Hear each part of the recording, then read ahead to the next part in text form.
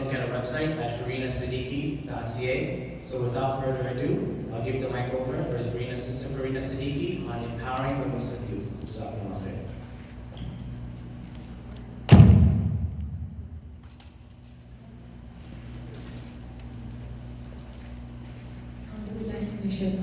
بسم الله الرحمن الرحيم. رب اشرح لي صدري ويسر لي امري واحلل عقدة من لساني يفقهوا قولي.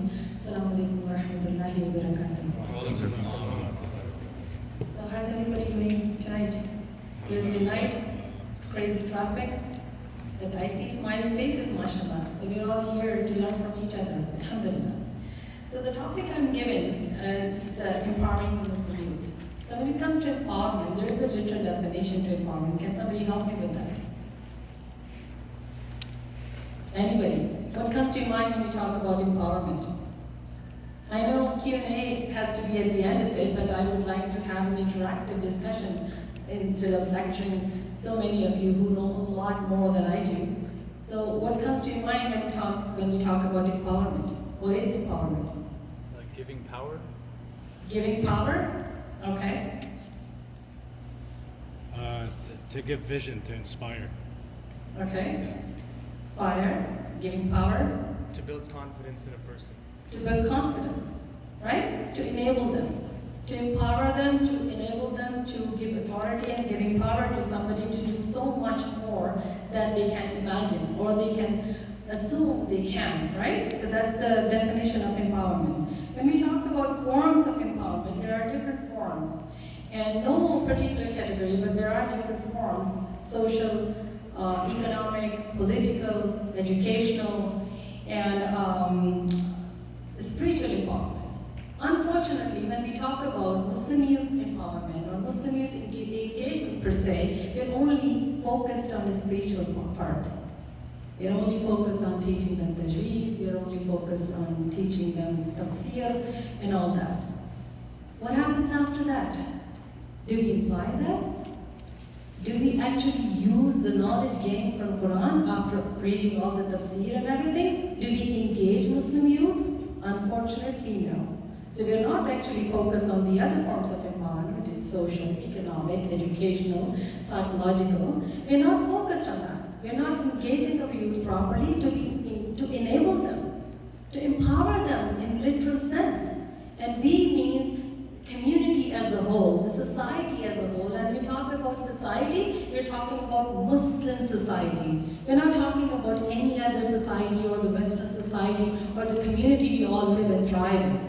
We're talking about community here. We're talking about Muslims. Are Muslims empowering their youth? I don't see it happening. Brother generously introduced me as a mentor, and I, alhamdulillah, take pride in being a youth mentor for the past 9 years.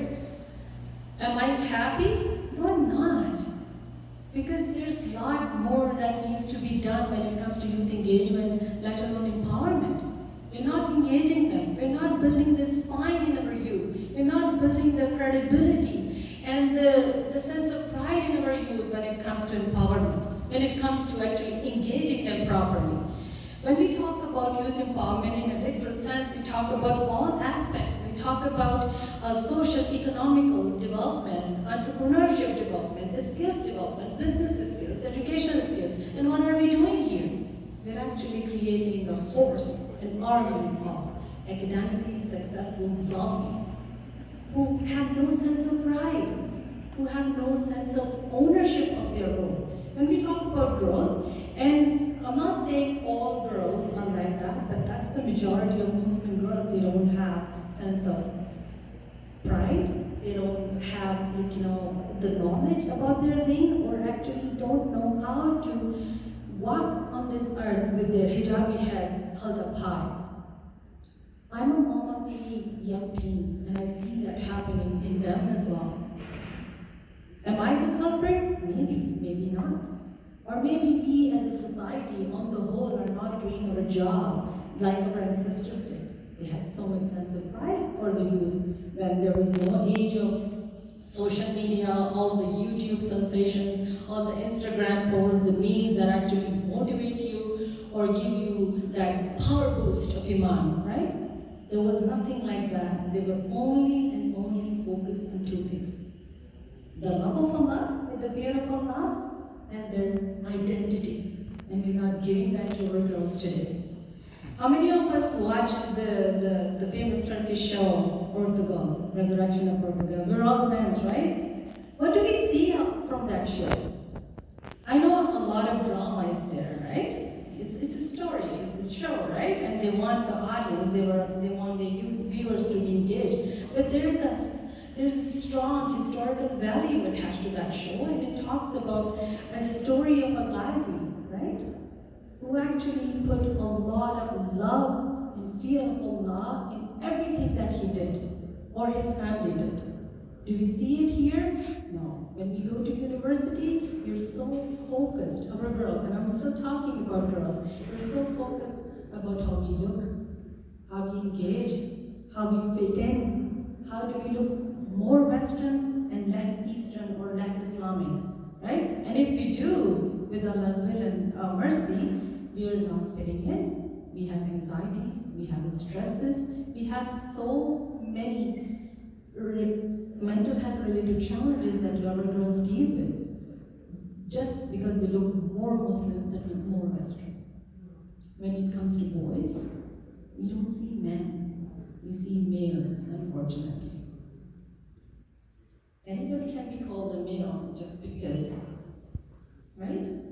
But we need men who are going to be the qawamun of our families, because the family is the foundation of our very community. And that's the concept of ummah, right?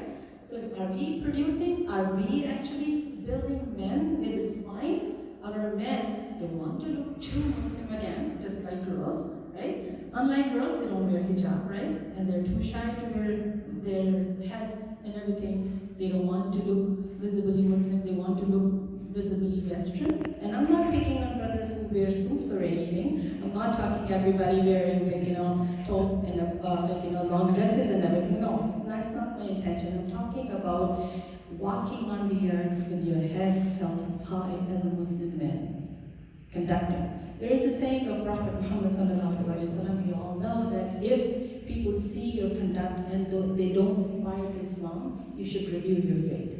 Are we doing that? Are we showing them more Muslim pride? Are we showing them the spine by saying the truth and nothing but the truth? Unfortunately, no. So this is the reality for our boys and girls. Where do we come in? As community activists, as people mobilizer, or youth mentors, or youth mobilizers, or whatever fancy name we can actually adopt as community leaders or community members. Are we doing our job? I don't think so. Or maybe you guys are not responding as our youth. Or maybe we don't know something that actually is attached to this mentorship model that we are actually adopting or comparing or presenting to the community. So what can we do? Right? There are some solutions that I have in mind. Maybe we can add more to those. So when we talk about solutions, I will list a few things before I get to the Q&A. With all forms. When we talk about social empowerment for our Muslim youth, we talk about, again, building the sense of pride among Muslim girls. We don't want to compete with the fake Western standards of women or would-be women. We don't want to compete with men because we're not, prescribed with that. We're not formed, developed, created to compete with men. We are created to do our job with a clear job description and to complement with what they do. So we need to keep that very, very clear in our mind. We're not supposed to compete with men. We don't want to look like boys. A lot of cultures in Muslim community, they say, when a girl does something really good, she acts like a man. No, she doesn't have to act like a man to be good, to be strong, to be powerful, to be mobilized, to be motivated, to be convinced. She does have to have her own women pride. There's a saying in Urdu that says, "Himmati marda madad khuda." People who understand Urdu will know that means if men show power or strength, Allah subhanahu wa ta'ala helps them.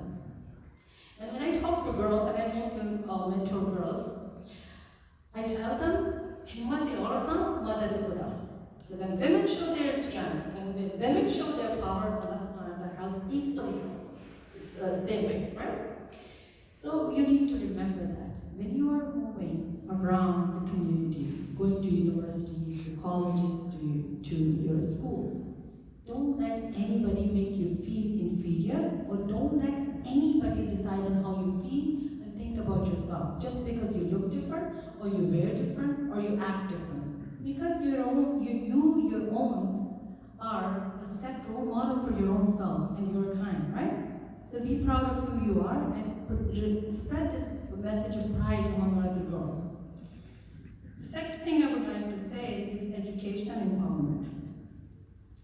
We have less people who do critical analysis or do critical thinking in our community, and this is a very, very crucial element of a woman's life. So I would like to say to the girls to actually adopt that. Critically analyze things. Think, ponder. When you read Quran, study deep. Or join institutes like I3, who actually give you the opportunity to actually think and ponder in the right direction, inshallah. For economic empowerment, I cannot emphasize enough for boys and girls both about being their own boss. Develop a business, be an entrepreneur, and be your own boss. Because when you're serving somebody, you most of the time become his master's voice. You actually act and depend on the mandate or the company policies and all that. If you develop your own business, Allah subhanahu wa ta'ala will give you the same risk, inshallah. Because He has promised you a certain amount of risk, right? Only He knows. So don't worry about that, but build the skills.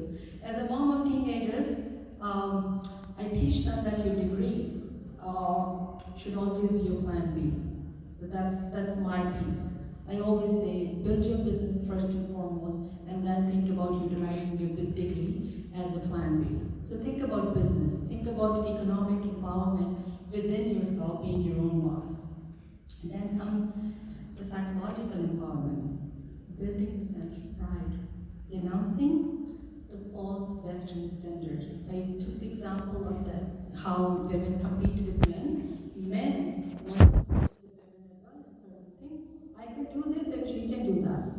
You know, I see a lot of marriages don't even happen, or if they do, they break. You know why? Because men and women are competing against each other on simple petty things like OSAP. You know what? If she brings OSAP, I'll do the same. If she doesn't pay her OSAP, I will not pay mine. They compete on mahar. So that's another thing. Empower each other by complementing each other. This is very important. And there is a psychological factor involved in that. When you actually look at each other as spouses, as competitors instead of companions, there is a desire to actually compete each other and actually denounce each other. So think about that as well. Then comes the political empowerment. What is political empowerment? I know a lot of us want to vote, some of us don't want to vote, and that's fine. But every single Muslim and Muslimah should be a community activist, a political activist, a political advocate. We should be able to say the right thing and truth, but nothing but the truth in every form and shape we can get, and every opportunity we can get. We all know Prophet Muhammad Sallallahu famous hadith when he said, if you see something bad happening, the 3 levels of Iman, and if you don't comply to those 3 levels, there is no Iman left. So stop the bad or wrongdoing happening with your hand. If there is no power, with your hand, with your tongue, and then, or think bad about it in your heart. What is that? What does it teach you? Activism, advocacy. We don't do that, there is no Iman left. We don't stop bullying, we don't stop harassment, we don't stop human rights violation with our hand. And I'm not talking about using your hand just for swords or a gun, no. I'm talking about writing. I'm talking about putting a stop sign with your hand. Write, advocate, empower others to actually know more, to do better.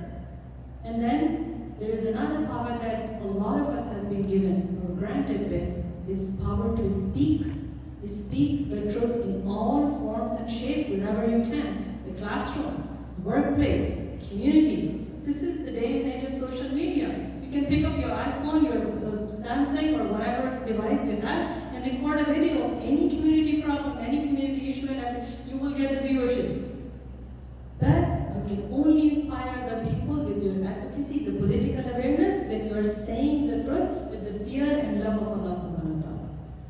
So these are the few points, and I'm open to questions, inshallah. I hope we can all learn the power of empowerment, the power of advocacy from the life of our beloved last prophet, Muhammad sallallahu alaihi wasallam, more than anyone else. And remember, you are your own excellent standard of life. So be that, inshallah. Jazakallah khair. Any questions?